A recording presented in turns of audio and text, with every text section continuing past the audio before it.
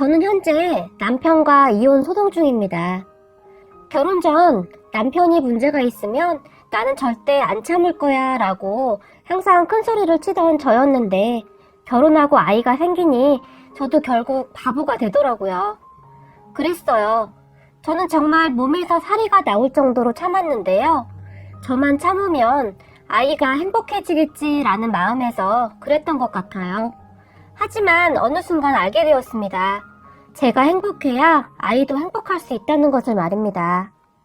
제가 항상 불안해하며 주먹을 불끈불끈 쥐며 온몸을 부르르 떨 때마다 아이도 같이 힘들어했다는 사실을 너무 늦게 알게 된 것은 아닌지 그토록 바보같이 살았던 제 모습에 후회만 가득할 뿐입니다. 남편과 저는 친구의 소개로 만났어요. 친구는 남편을 소개해주기 전에 정말 좋은 사람이라고 몇 번이나 말을 했는지 모릅니다. 어디 하나 버릴 곳이 없는 정말 좋은 사람이라고요. 그런 친구의 말에 에이 또 호들갑이다 호들갑이야 라며 소개팅 장소에 나갔는데 남편은 정말 허우대가 멀쩡했어요. 그런 남편의 첫 모습에 호감이 갔던 것은 사실입니다. 그리고 친구 말처럼 남편은 참 괜찮은 사람이었어요. 적어도 결혼 전에는 말입니다. 남편은 제가 마음에 들었던 것인지 저에게 최선을 다했어요. 나중에 친구에게 전해 들은 바로는 남편은 저에게 첫눈에 반했다고 했어요. 남편의 눈이 큰 편은 아니었는데 그렇다고 해서 보기 안 좋을 정도는 아니었어요. 얼굴 생김새가 그냥 자연스러워서 눈이 작다라는 생각이 많이 들지도 않았거든요. 하지만 남편은 작은 눈 때문에 꽤나 스트레스를 받고는 했었다고 합니다. 그래서 눈이 큰 사람이 이상형이었는데 안타깝게도 제가 눈이 컸어요. 거기다 남편은 얼굴이 작고 하얀 피부를 좋아했었는데 정말 안타깝게도 제가 그런 남편의 이상형이었다고 합니다. 그래서 남편은 결혼 전 저에게 지극정성이었고 저도 그런 남편이 싫지는 않았어요. 자기 관리가 철저했던 남편은 몸매나 모든 것들이 참 좋았거든요. 거기다 저에게 그토록 지극정성이었으니 그런 남편의 정성에 저도 남편에게 푹 빠지게 되었어요. 그렇게 우리는 결혼을 했고 저는 결혼 전 저에게 그렇게 잘했던 남편이 변하지 않을 줄 알았어요. 하지만 남편은 아이를 낳은 뒤부터 변하기 시작했어요. 아이를 낳고부터 제가 살이 찌기 시작했거든요. 살이 무려 15kg이나 쪘거든요. 그리고 아이를 키우다 보면 모든 것이 아이가 먼저가 되잖아요? 저도 그랬어요. 아이에게 좋지 않을까봐 화장도 하지 않게 되었고 아토피가 있어서 아이는 얼굴이 가려우면 제 얼굴에 마구마구 비벼댔거든요. 그렇게 저는 점점 변해가고 있었던 것 같아요. 물론 남편 입장에서는 그런 제 모습이 실망스러웠겠죠. 물론 제가 관리를 잘못한 것은 인정합니다. 하지만 저는 남편이 조금은 이해해주기를 바랐어요. 정말이지 하루가 부족할 정도로 너무너무 힘이 들었거든요. 하지만 남편은 말끝마다 너 거울 좀 봐. 다른 사람들은 애 낳고도 관리 잘하던데 진짜 어디까지 망가지려고 그러는 거냐? 이러니 남편들이 바람을 피우는 거야. 생각해봐라. 회사 가면 뽀샤시하게 화장하고 예쁜 옷 입고 있는 직원들만 보다가 집에 와서 너 보면 내 기분이 어떻겠냐? 요즘 집에 들어오기가 싫다 진짜 라고 말을 했거든요. 생각해보면 남편은 저의 본 모습이 아닌 제 외모만 좋아했던 것이 아니었나 싶네요. 그런 남편의 말을 들으며 스트레스를 더 받게 되었고 저는 폭식으로 살이 점점 더 쪄갔어요. 하지만 그런 남편보다 저를 더욱 힘들게 했던 사람들이 있었는데요. 시어머니와 시내였어요. 거기다 시아버지도 한몫했고요. 정말이지 배려라고는 찾아볼 수도 없는 그런 사람들이었어요. 시어머니는 저를 볼 때마다 살은 게을러서 찌는 거다. 도대체 얼마나 게으르면 그렇게 살이 찌는 거냐? 우리 아들 참 불쌍하다. 저렇게 허우대가 멀쩡한 애가 너랑 다니면 사람들이 얼마나 수군거리겠니? 라고 말을 하고는 했어요. 그리고 제가 제일 속상했던 부분이 있었는데요. 특히 시아버지가 아이에게 노래를 불러주는데 왜 그거 있잖아요. 곰 3마리요. 그 노래를 가사를 바꿔서 불렀는데요. 글쎄, 아빠 곰은 날씬하고 엄마 곰은 뎁다 뚱뚱하다고 큰 소리로 노래를 불렀어요. 그냥 별일 아니라고 생각할 수도 있겠지만 말입니다. 이게 말이죠. 볼 때마다 맨날 그러면 말이죠. 정말 서럽고 그래요. 오죽하면 나중에는 아이가 엄마 곰은 진짜 뚱뚱해 라고 따라서 불렀으니까요. 저는 정말 속상하더라고요. 하지만 무엇보다도 제가 더욱 참을 수 없었던 것은 시어머니가 사사건건 시누이와 비교를 하는 것이었어요. 네 시누이도 애 낳았지만 좀 봐라. 자기 관리를 잘해서 저렇게 날씬하지 않니? 우리 딸이라서가 아니라 애가 진짜 어디 내놔도 아깝지가 않아 라며 마치 저 들으라는 듯이 큰 소리로 말을 하곤 했어요. 그런데 솔직히 시누이가 마르긴 했지만 얼굴이 막 예쁘거나 그렇지는 않거든요. 그냥 평범해요. 결혼하고 처음 맞는 명절에 친척들이 어머, 드디어 우리 집안에 눈 큰 사람이 들어왔네? 저 눈 큰 것 좀 봐. 저렇게 큰 눈이 있긴 하구나. 나는 TV 나오는 사람들만 큰 줄 알았는데 신기하네. 라며 말을 했어요. 그래서 둘러보니 친척들 중 정말 눈 큰 사람이 없더라고요. 제가 그렇게 큰 눈은 아니었는데 그 사람들 사이에 있어서 그랬는지 사람들은 제 눈이 크다고 칭찬을 자주 했어요. 그런 친척들의 반응에 시어머니는 저거 다 화장빨이야. 요즘 화장 기술이 발달돼서 화장 잘하면 그렇게 되더라고. 솔직히 연예인들도 그거 다 화장 잘해서 그런 거야. 라고 말을 했어요. 에이 형님, 그건 아니죠. 그것도 본판에 있어야 가능하죠. 수진이가 화장한다고 저렇게 되겠어요? 솔직히 우리 집안 사람들 인물이야. 저건 그런 건 사실이잖아요. 작은어머니가 시어머니에게 말을 했고 그런 작은어머니의 말에 시어머니는 아니 동서, 무슨 말을 그렇게 해? 우리 수진이 인물이 어디가 어떻다고 그래? 내가 보기에는 우리 수진이 인물이 훨씬 낫구만. 요즘 애들 다 인조인간 같아서 징그럽지만 우리 수진이는 아주 자연산 아닌가? 라고 작은어머니를 보며 소리를 질렀고 가족들이 그런 시어머니와 작은어머니를 우선 말리면서 일단락이 되긴 했지만 시어머니는 저의 얼굴을 많이 못마땅해 했던 것 같아요. 그리고 시어머니는 항상 저를 엄청 못살게 굴었는데요. 제가 제일 참을 수 없었던 부분이 시도 때도 없이 저를 불러댔어요. 어느 날은 얘, 너 집에 와서 만두 좀 빚어라. 오늘 우리 수진이 오는데 우리 수진이가 직접 만든 만두가 먹고 싶다는구나. 라고 말을 하며 시댁으로 불렀어요. 하지만 제가 가고 싶겠어요? 가봤자 좋은 소리 한마디 못 듣고 일만 쇠가 빠지도록 하면서 내내 잔소리만 듣고 오는데 말이죠. 그리고 시누이가 먹고 싶다는 만두를 도대체 제가 왜 빚어야 하는 건가요? 저는 그런 시어머니에게 어머니, 저 바빠서 못 갈 것 같아요. 집에 일이 많아서요. 라고 말을 했는데 네가 집에서 하는 일이 뭐가 있다고 바빠? 잔말 말고 그냥 오기나 해. 네 남편도 만두 좋아하는데 만두 빚어서 너 가지고 가면 좋지 않겠니? 아무튼 뚱뚱한 것들은 게을러서 문제야 문제 라며 전화를 뚝 끊어버렸어요. 그리고 시어머니가 그렇게 전화를 끊고 나면 어김없이 남편에게 전화가 걸려왔는데요. 남편은 전화를 해서는 뭐해? 엄마가 만두 빚는다는데 가보지? 라고 말을 했어요. 나 지금 바빠. 가기도 싫고. 네가 집에서 하는 일이 뭐가 있다고 바쁘다는 거냐? 그리고 너 움직여야 살도 빠지지. 얼른 가서 엄마 도와드려. 라고 협박조로 말을 하곤 했어요. 그리고 저는 그렇게 도살장에 끌려가는 소마냥 질질 끌려가서 정말 소처럼 일만 하고 왔어요. 그냥 만두만 빚고 온다면 좋은 마음으로 했을 텐데 시어머니의 말도 안 되는 잔소리 때문에 정말이지 너무너무 힘이 들었어요.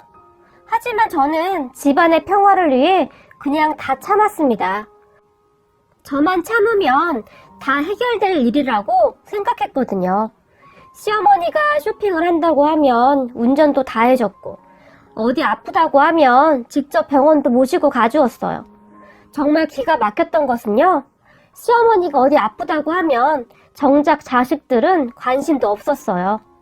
마음 약한 저만 걱정이 돼서 병원 모시고 다니고 검사 받고 그랬던 것 같아요. 그렇게 자랑하던 시누이는 코빼기도 안 비쳤다고 보시면 될 것 같아요. 그러다가 정말 큰일이 일어났는데요. 제가 남편과 이혼을 하겠다고 결심을 하게 만든 사건이었다고 보시면 될 것 같아요. 시어머니는 평소에도 허리가 아프다고 자주 병원에 다녔어요. 그래서 제가 병원을 모시고 다녔는데요. 몇 번 검사를 했지만 의사는 큰 문제가 없다고 말을 했어요. 시어머니도 옆에서 같이 들었고요. 그렇게 시어머니는 근육 통증 완화 주사를 맞으며 조금 괜찮아졌다고 했어요. 하지만 저는 혹시 몰라 큰 병원에 다시 가자고 했지만 시어머니는 의사들이 돈만 받아 처먹으려고 혈안이 되어 있는데 뭐하러 병원을 또 가니? 됐다. 진통제 먹으면 괜찮다. 라고 말을 하며 듣지 않았어요. 저는 남편에게 어머님 허리가 계속 안 좋으시다고 하는데 큰 병원 한번 모시고 가서 검사해봐야 되는 거 아니야? 당신이 한번 말해봐. 도무지 내 말은 듣지를 않으셔서. 라고 말을 했지만 남편은 그런 건 당신이 좀 알아서 해. 나 회사 일도 바쁜데 내가 그런 것까지 신경 써야겠냐? 라며 신경도 안 썼어요. 그런데 말이죠. 시어머니는 잘 걷지도 못하게 되었고 병원에서는 디스크 수술을 해야 한다고 했어요. 평소 시어머니에게 감정이 좋지는 않았지만 수술을 해야 한다는 말에 가슴이 철렁 내려앉았어요. 그런데 문제는 그렇게 무관심하던 가족들의 반응이었는데요. 특히 시누이가 저에게 정말 심하게 화를 냈어요.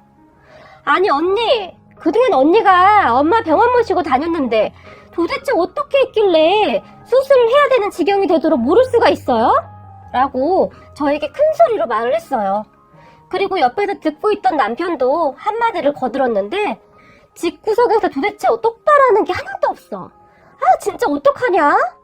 라고 말을 했어요.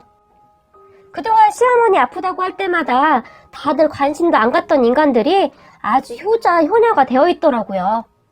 그렇게 걱정이 되었으면 진작 좀 병원 좀 모시고 다닐 것이지. 저에게 다 맡겨놓고는 이제 와서 뭐 하는 짓인지 정말 화가 나더라고요. 하지만 저는 또 참았습니다. 그게 그렇잖아요. 그냥 감기몸살도 아니고 수술을 해야 한다는데 거기서 저까지 화를 내며 싸울 수는 없잖아요. 그렇게 시어머니는 수술 날짜를 잡고 디스크 전문 병원에 입원을 하게 되었어요. 그러는 동안에도 저는 계속해서 가족들에게 온갖 구박을 받으며 견디고 있었어요. 그런데 정말 기가 막히는 일이 일어났는데요. 가족들이 아픈 시어머니의 병간호를 저에게 하라고 했어요. 마치 저에게 떠넘기듯이 말이죠. 언니가 집에 있으니까 언니가 병간호하면 되겠네. 그리고 엄마 병이 이 지경이 되도록 언니가 그냥 둔 거니까 언니가 책임져야죠. 저는 회사 다녀서 못하는 거 아시죠? 라고 시누이가 팔짱을 낀 채 말을 했어요. 아니 얼마나 싹퉁바가지가 없으면 저렇듯 말을 함부로 할 수가 있을까요? 정말 못돼 처먹지 않았습니까? 말이 병수발이지 이게 어디 쉬운 일인가요? 그래서 제가 선뜻 대답을 못하고 있었는데 옆에 있던 남편조차도 그래 네가 집에 있잖아. 집에서 하는 일도 없고 잘 됐네. 다들 일하고 있으니까 그냥 네가 하면 되겠다. 라고 말을 했고 저는 그런 남편에게 그럼 지수는 어떡해? 애를 혼자 두고? 라고 물었어요. 그랬는데 남편이 하는 말이 애는 당연히 장모님이 봐주면 되지. 지금 비상사태인데 장모님한테 말해. 라고 말을 했어요. 저는 정말 어이가 없고 화가 머리 끝까지 났지만 시어머니가 안쓰러워서 다시 한번 참게 되었고 그렇게 저는 시어머니의 병간호를 시작했는데요. 물론 아파서 짜증이 났겠지만 시어머니는 저에게 갖은 짜증과 화풀이를 다 했어요. 의사가 괜찮다고 했어도 네가 나한테 계속 큰 병원에 가보라고 했어야 했는데 네가 미련해서 지금 이게 무슨 고생이냐? 나 이러다 잘못되면 다 네 잘못이다. 꼴도 보기 싫다. 라고 말을 자주 하곤 했으니까요. 시댁 사람들은 그렇게 항상 모든 잘못이 제게 있는 것처럼 말을 하곤 했는데요. 가만히 보니 가족들 모두가 그렇더라고요. 그냥 다 남 탓이요 하는 그런 습관들이었어요. 그런 시어머니를 보며 옆 침대에 있던 할머니 한 분이 아유, 꼬라지 좀 그만 부려요. 내가 가만 보니 그 집 며느리 같은 사람 없구만. 나이도 많지 않은 양반이 며느리한테 너무 독하게 말하네. 그러다 벌받아 이 사람아. 요즘 누가 시어머니 병간호를 해줘. 라고 말을 했을 정도였어요. 그러면 시어머니는 옆 사람들에게 늙은이가 시덥지 않게 별 참견을 다 하고 있어. 라며 소리를 지르며 악을 썼고 그렇게 병실에서 싸우는 일도 많았어요. 그러면 저는 그런 시어머니를 뜯어 말려 했고 시어머니는 그런 저에게 온갖 악담을 다 퍼부으셨어요. 그렇게 참고 참던 저도 많이 지쳐가고 있었는데요. 병간호 하면서 밥도 제대로 못 먹으니까 살이 정말 많이 빠졌어요. 그런데 그런 제 모습을 보며 남편이란 인간은 이야, 엄마 덕분에 그렇게 안 빠지던 살이 싹 다 빠졌네? 너 우리 엄마한테 고마워해야겠다. 공짜로 다이어트까지 하고 말이야.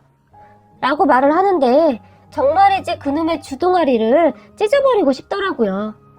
그러다가 결국 제가 폭발하는 일이 일어났는데요.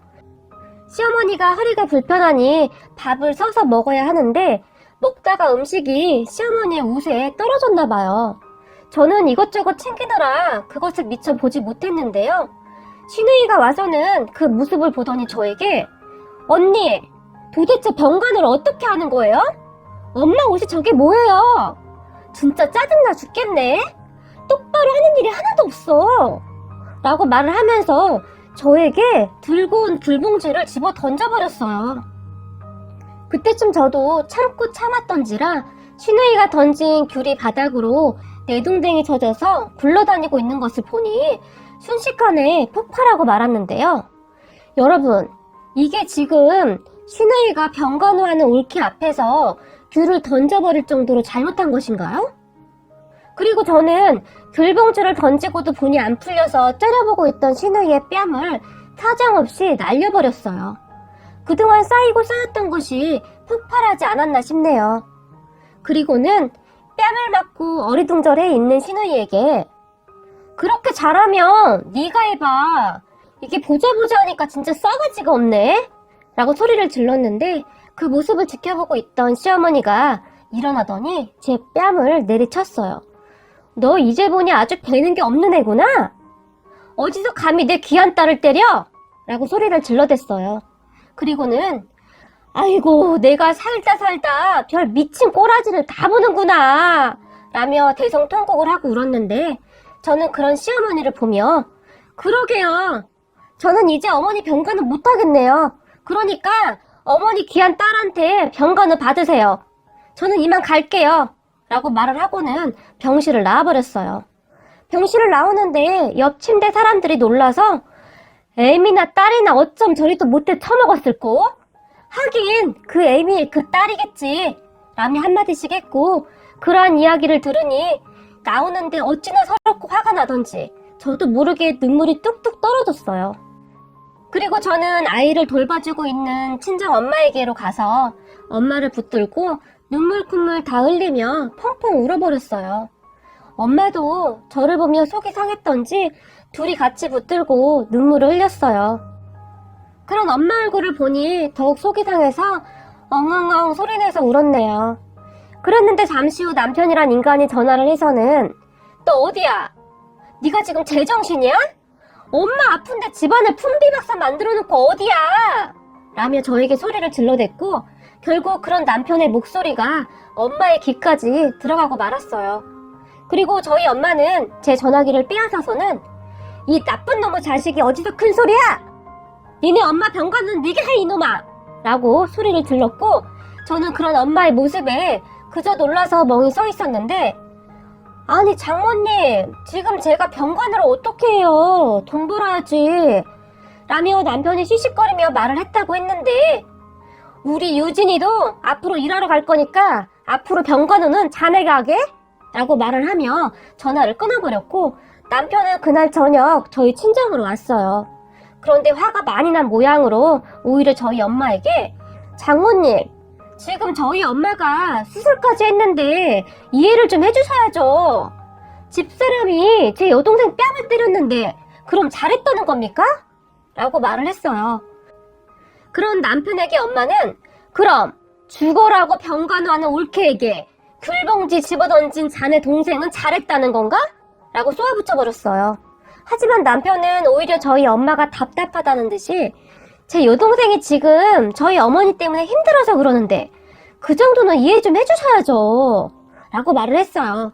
하지만 저희 엄마는 그러니까 그렇게 걱정이 되면 네 동생이랑 네가 병간호 하라고 왜 남의 집 귀한 딸 데려다가 이런 꼴 당하게 하는 거냐고 라고 말을 해버렸고 남편은 저희 엄마랑 대화가 안 된다는 표정으로 알겠어요, 알겠다고요 라고 말을 하고는 옆에 있던 저에게 빨리 나와 가게 라고 말을 하며 제 팔을 거칠게 잡아당겼어요.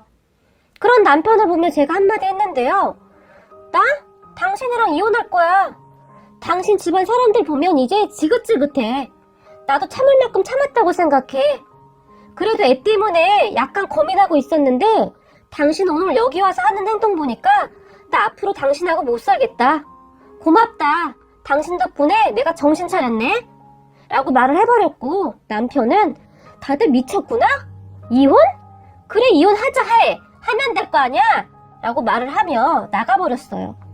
그리고 그 뒤로도 시어머니와 시누이가 번갈아 가면서 전화를 해서 저에게 정말 모진 말들을 많이 했는데요.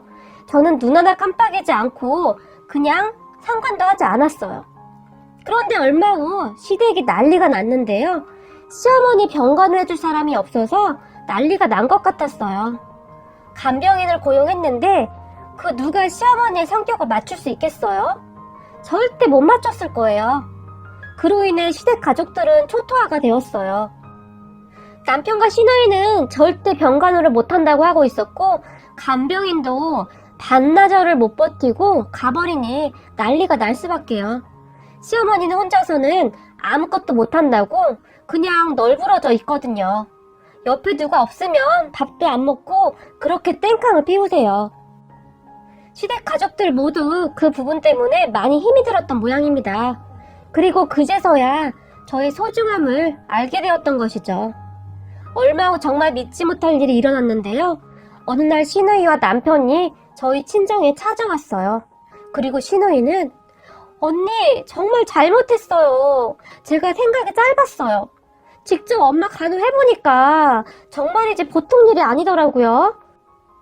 이렇게 힘든 일인 줄은 저도 몰랐어요. 언니 그렇게 가버리고 나서 가족들 모두 언니에게 정말 미안해했어요. 라고 말을 하며 눈물을 펑펑 쏟으며 저에게 무릎을 꿇었어요. 저는 그저 어이가 없어서 팔짱을 낀 채 바라만 보고 있었는데요. 언니 근데 말이죠. 저희 가족이 힘이 든 것은 참겠는데 엄마가 너무 힘들어해요. 엄마가 언니만 찾아요. 저희도 어떻게 해야 할지 모르겠어요. 제가 이렇게 사과드릴 테니 저희 엄마 좀 다시 돌봐주시면 안 될까요? 지금 밥도 제대로 못 드셔서 언니 간 뒤로 얼굴이 반쪽이 되었어요. 제발 부탁할게요. 라고 울면서 말을 했는데 저도 사람인지라 어찌 고민이 되지 않았겠어요. 물론 그동안 제가 당한 것이 어마어마했지만 그래도 아픈 사람을 그렇게 두어야 하는지 고민이 되긴 하더라고요.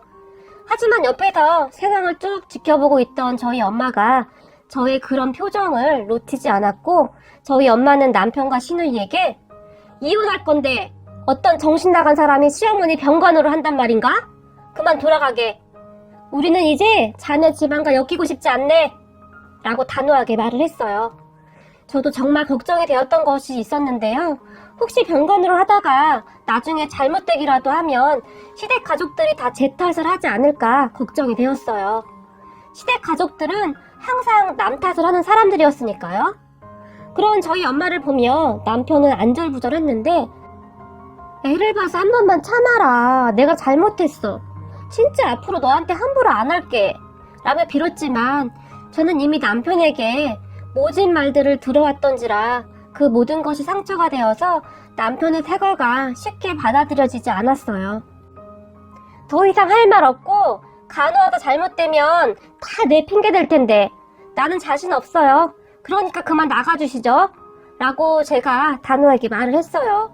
하지만 마음 한구석은 참 편하지가 않더라고요. 저는 잘못한 것이 없는데 왜 제가 이리도 불편해하는 것인지 참 알 수가 없더라고요. 그렇게 남편과 시누이는 쫓겨났는데 그 뒤에도 계속해서 저에게 전화를 해서 사과를 했지만 저는 받아주지 않았어요. 그리고 결국 시누이가 병간호를 한다고 하는데 들리는 말로는 시어머니와 그렇게 싸우면서 하루하루 버티고 있다고 합니다. 그러니까 있을 때 잘하면 좋았잖아요? 사람들은 왜 잘해줄 때는 그 마음을 잘 모를까요? 제 지인 중에는 이런 저보고 정말 독하다고 말하며 혀를 끌끌 차는 사람들도 있는데요. 여러분이 봤을 때도 제가 그렇게 독한 건가요? 하지만 저는 그동안 시댁 가족들에게 당한 것이 쉽게 사라지지 않고 그것들이 가시가 되어서 여전히 제 심장을 마구마구 찔러대고 있답니다.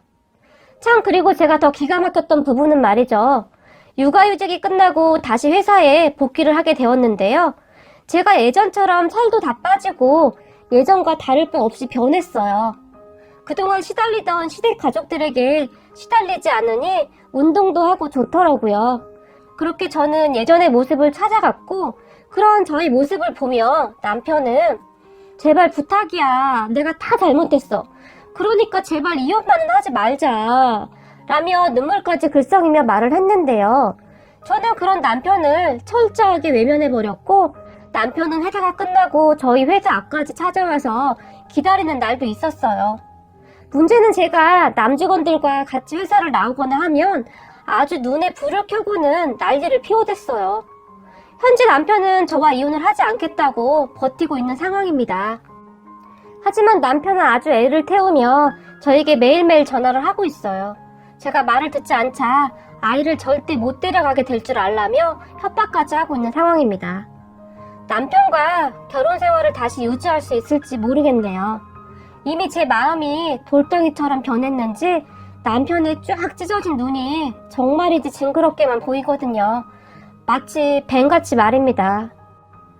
그리고 시어머니가 얼마 전에도 전화를 해서는 우시면서 잘못했다고 싹싹 비시던데 그렇게 고집세고 곱힐 줄 모르던 분이 힘이 들긴 한가 보네요. 친정 부모님은 이혼을 하라고 난리신데 저는 어떻게 해야 할지 아직 잘 모르겠습니다. 아이가 자꾸 눈에 밟혀서 정말 고민이 됩니다. 저는 도대체 어떻게 해야 할까요?